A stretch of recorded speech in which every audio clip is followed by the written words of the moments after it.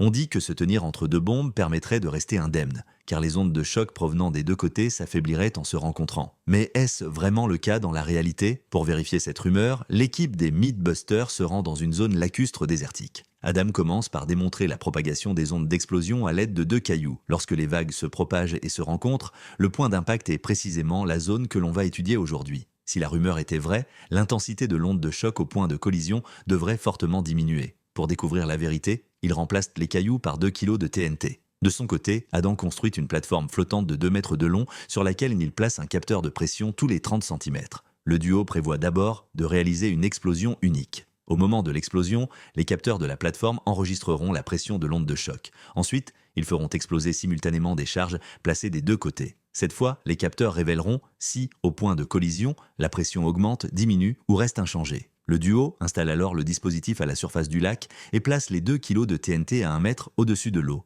à 15 mètres de l'extrémité de la plateforme. Tout est prêt. Il déclenche l'explosion. Les capteurs survivent miraculeusement. Les données recueillies indiquent qu'à l'endroit le plus proche, l'onde de choc atteint 903 kPa, au centre 354 kPa et au dernier capteur 170 kPa. Ensuite, ils installent une quantité égale d'explosifs de chaque côté. Pour garantir des conditions identiques, ils utilisent des cordons détonants de même longueur. Quelle sera la lecture de pression cette fois? Lorsque Adam appuie sur le bouton d'explosion, rien ne se produit. La flamme du cordon détonnant s'éteint en atteignant la surface de l'eau. Cela signifie que le cordon a été mouillé. L'équipe remplace rapidement le cordon et lance une deuxième tentative. Les images à haute vitesse montrent que cette fois, l'explosion simultanée est parfaitement réalisée. Cependant, la pression au capteur central ne diminue pas. Elle augmente. Les données montrent qu'au point où les ondes de choc se croisent, la pression atteint 690 kPa. Le résultat démontre une amplification spectaculaire, totalement contraire à la rumeur.